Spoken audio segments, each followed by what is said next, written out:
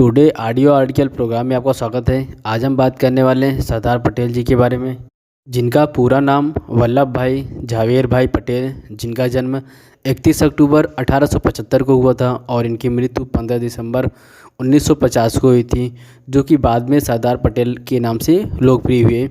यह एक भारतीय राजनीतिज्ञ थे। उन्होंने भारत के पहले उप प्रधानमंत्री के रूप में कार्य किया। वे एक भारतीय अधिवक्ता और राजनेता भी थे, जो भारतीय राष्ट्रीय कांग्रेस के एक वरिष्ठ नेता और भारतीय गणराज्य के संस्थापक या पिता कहे जाते थे, जिन्होंने स्वतंत्रता के लिए देश के संघर्ष में अग्रणी भूमिका निभाई थी और एक एकीकृत स्वतंत्र राष्ट्र में अपने एकीकरण का मार्गदर्शन किया था।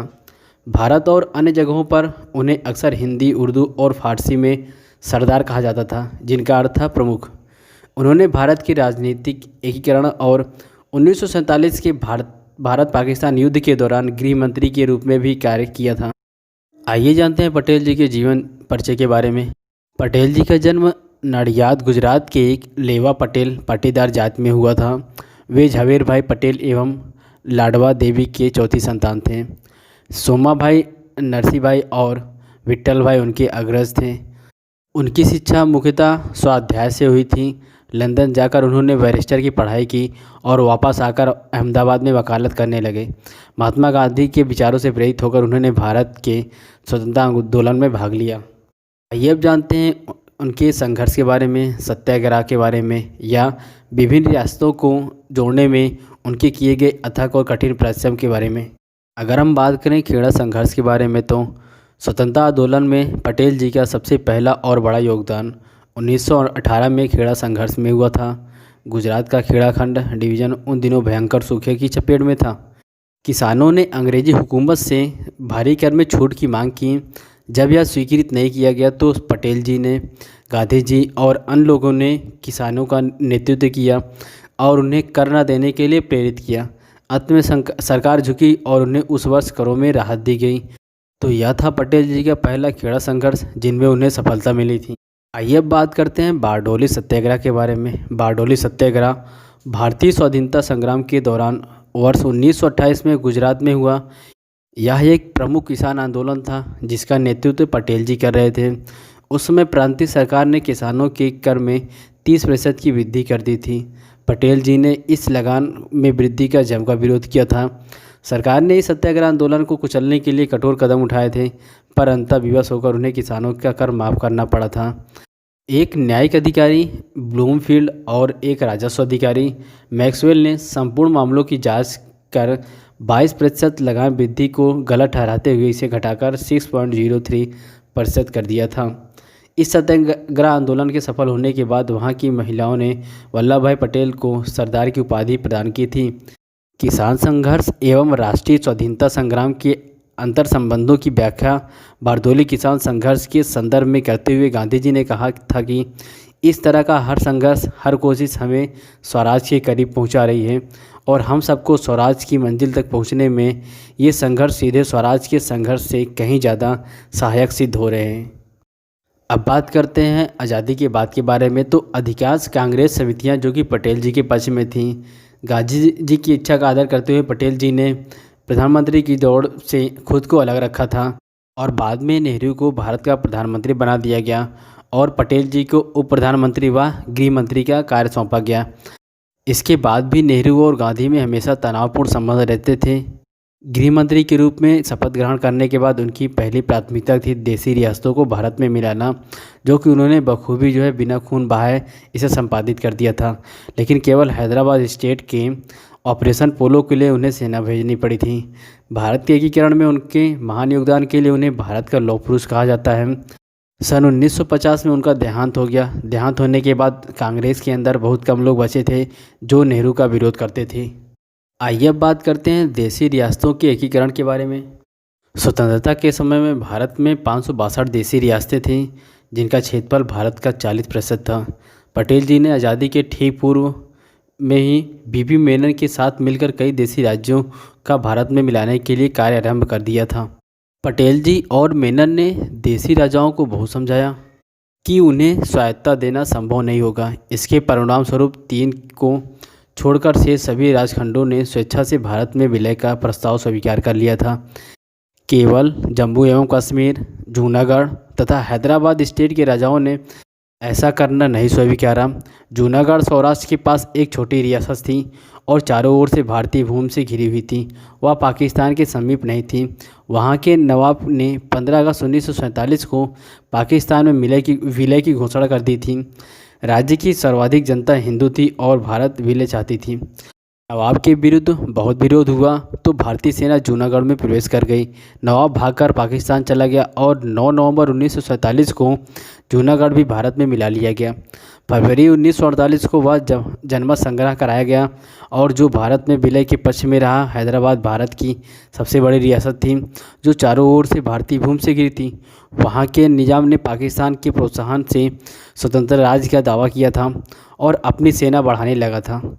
वह ढेर सारे हथियार एकत्रित करता था और यह देश के लिए तथा पटेल जी के लिए चिंता का विषय बन गया था। अंततः भारतीय सेना ने 13 सितंबर 1948 को हैदराबाद में प्रवेश कर गई। 3 दिनों के बाद निजाम ने आत्मसमर्पण कर दिया और नवंबर 1948 में भारत में विलय का प्रस्ताव स्वीकार कर लिया। नेहरू ने कश्मीर को यह कहकर अपने पास रख लिया कि यह समस्या एक अंतर्राष्ट्रीय समस्या है। कश्मीर समस्या को संयुक्त राष्ट्र संघ में ले गए और अलगाववादी ताकतों के कारण कश्मीर की समस्या दिनों दिन बढ़ती गई। 5 अगस्त 2019 को प्रधानमंत्री मोदी जी और गृह मंत्री अमित शाह जी के प्रयासों से कश्मीर को विशेष दर्जा देने वाले अनुच्छेद 370 और 35A समाप्त कर दिया गया। कश्मीर भारत का अभिन्न अंग बन गया। भारत को अखंड भारत बनाने का सपना या पटेल जी का ही था जो जाके अब पूर्ण हुआ। 30 अक्टूबर 2019 को जम्मू कश्मीर और लद्दाख के रूप में 2 केंद्र शासित प्रदेश अस्तित्व में आए। जम्मू कश्मीर केंद्र के अधीन रहेगा और भारत के सभी कानून वहां लागू होंगे। पटेल जी को कृतज्ञ राष्ट्र की यह सच्ची श्रद्धांजलि दी गई थी। आइए अब बात करते हैं पटेल जी, गांधी जी और नेहरू के बारे में। तो स्वतंत्र भारत के प्रथम प्रधानमंत्री रहे पंडित जवाहरलाल नेहरू व उप प्रधानमंत्री रहे सरदार पटेल में आकाश पाताल का अंतर था। यद्यपि दोनों ने इंग्लैंड जाकर बैरिस्ट्री की डिग्री प्राप्त की थी, परंतु पटेल जी नेहरू जी से काफ़ी आगे थे। उन्होंने संपूर्ण ब्रिटिश साम्राज्य के विद्यार्थियों में सर्वप्रथम स्थान प्राप्त किया था। नेहरू प्रायः सोचते रहते थे, पटेल जी उसे काट डालते थे। नेहरू जी शास्त्रों के ज्ञाता थे, परंतु पटेल जी शस्त्रों के पुजारी थे। पटेल जी ने भी उच्च शिक्षा प्राप्त की थी, परंतु उनमें थोड़ा सा भी अहंकार नहीं था। वे स्वयं कहा करते थे कि मैंने कला या विज्ञान के विशाल गगन में ऊंची उड़ानें नहीं भरी, परंतु मेरा विकास कच्ची झोपड़ी में गरीब किसान के खेतों की भूमि और शहरों के गंदे मकानों में हुआ है। पंडित नेहरू को गांव की गंदगी तथा जीवन से चिढ़ थी। पंडित नेहरू अंतर्राष्ट्रीय ख्याति के इच्छुक थे तथा समाजवादी प्रधानमंत्री बनना चाहते थे। देश की स्वतंत्रता के पश्चात सरदार पटेल जी ने उप प्रधानमंत्री, गृह मंत्री, सूचना मंत्री व रियायत मंत्री का पदभार भी संभाला था। पटेल जी की महानतम देन यह थी कि उन्होंने 562 छोटी बड़ी रियासतों को भारतीय संघ में विलीनीकरण करके भारतीय एकता का निर्माण किया था। विश्व के इतिहास में एक भी व्यक्ति ऐसा ना हुआ जिसने इतनी बड़ी संख्या में राज्यों का एकीकरण करने का साहस किया हो। 5 जुलाई 1947 को एक रियासत विभाग की स्थापना की गई। एक बार उन्होंने सुना कि बस्तर की रियासत में कच्चे सोने का बड़ा भंडार पड़ा हुआ है। इस भूमि को दीर्घकालीन पट्टी पर हैदराबाद की निजाम सरकार खरीदना चाहती है।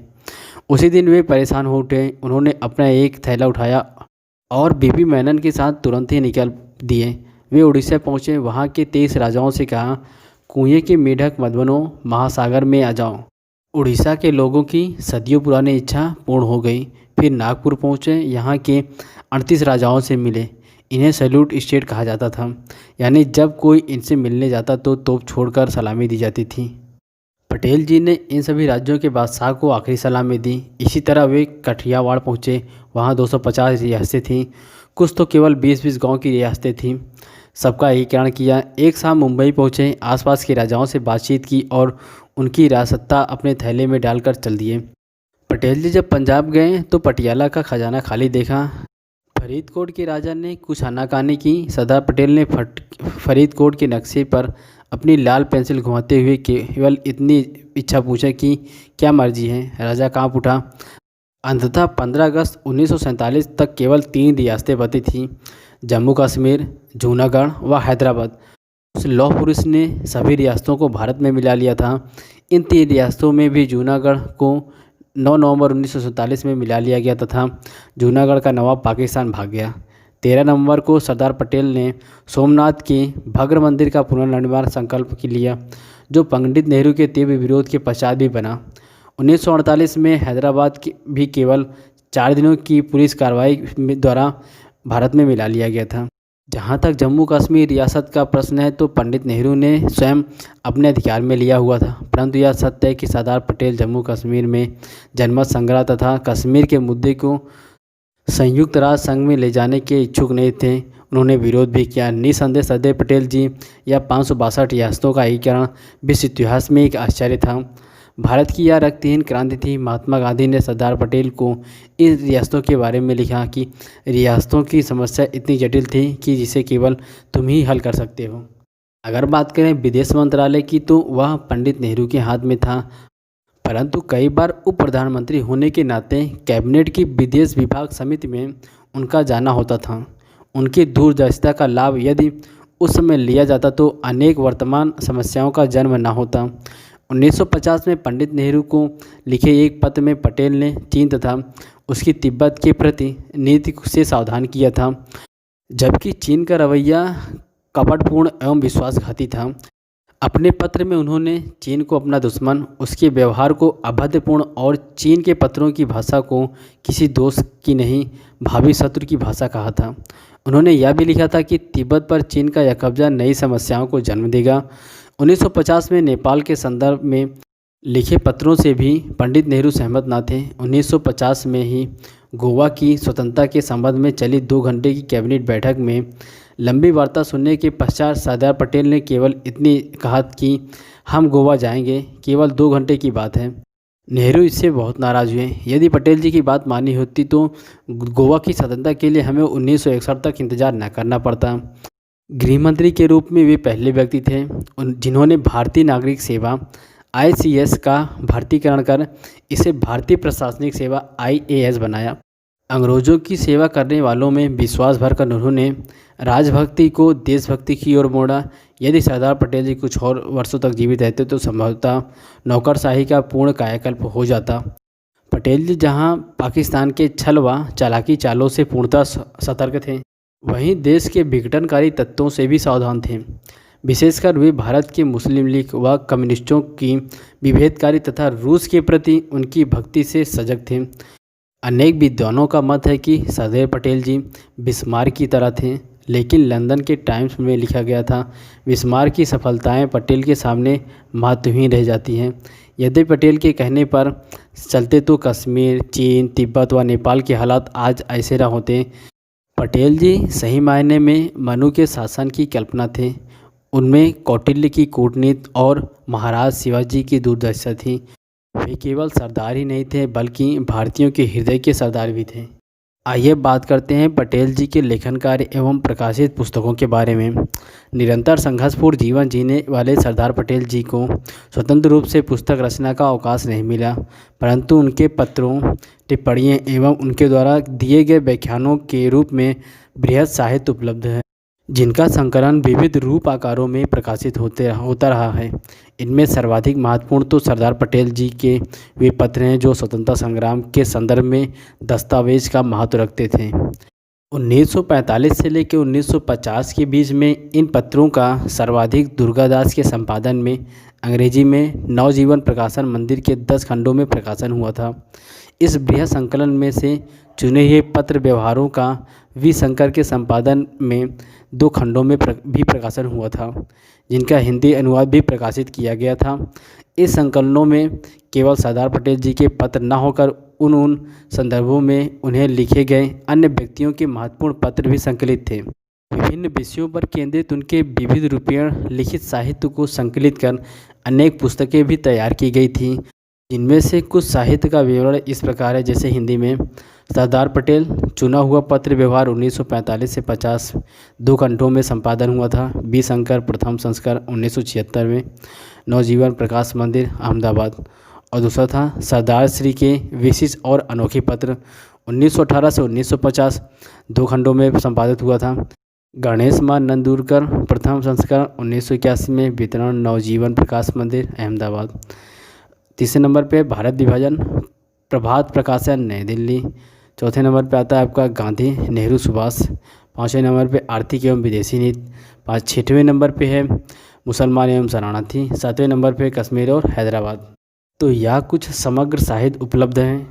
आइए अब बात करते हैं पटेल जी के सम्मान में बने हुए कुछ स्थलों के बारे में। अहमदाबाद के हवाई अड्डे का नामकरण सरदार वल्लभ भाई पटेल अंतर्राष्ट्रीय विमान क्षेत्र रखा गया है। गुजरात के वल्लभ विद्यानगर में सरदार पटेल विश्वविद्यालय रखा गया है। सन 1991 में उन्हें मरणोपरांत भारत रत्न से सम्मानित किया गया था। आइए अब बात करते हैं स्टैचू ऑफ यूनिटी के बारे में। तो इसकी ऊंचाई 240 मीटर है, जिसमें 58 मीटर का आधार है। मूर्ति की ऊंचाई 182 मीटर है, जो स्टैचू ऑफ लिबर्टी के से लगभग दोगुनी है। 31 अक्टूबर 2013 को सरदार वल्लभ भाई पटेल की 137वीं जयंती के मौके पर गुजरात के तत्कालीन मुख्यमंत्री नरेंद्र दामोदर दास मोदी जी ने गुजरात के नर्मदा जिले में सरदार वल्लभ भाई पटेल के एक नए स्मारक का शिलान्यास किया था। यह लौह से निर्मित सरदार वल्लभ भाई पटेल की एक विशाल प्रतिमा लगाने का निश्चय किया गया था। अंततः इस स्मारक का नाम एकता की मूर्ति स्टैच्यू ऑफ यूनिटी रखा गया। प्रस्तावित प्रतिमा को एक छोटे चट्टानी द्वीप साधु बेट पर स्थापित किया गया, जो केवड़िया में सरदार सरोवर बांध के सामने नर्मदा नदी के बीच स्थित है। 2018 में तैयार इस प्रतिमा को प्रधानमंत्री मोदी जी ने 31 अक्टूबर 2018 को राष्ट्र को समर्पित किया था। यह प्रतिमा 5 वर्षों में लगभग 3000 करोड़ रुपए की लागत से तैयार की गई थी। तो यह था भारत के लौह पुरुष पे एक छोटा सा ऑडियो आर्टिकल। अगर आर्टिकल आपको पसंद आए तो इसे लाइक करना, शेयर करना और चैनल को सब्सक्राइब करना ना भूलें, ताकि आपको हर नए वीडियो को नोटिफिकेशन आता रहे।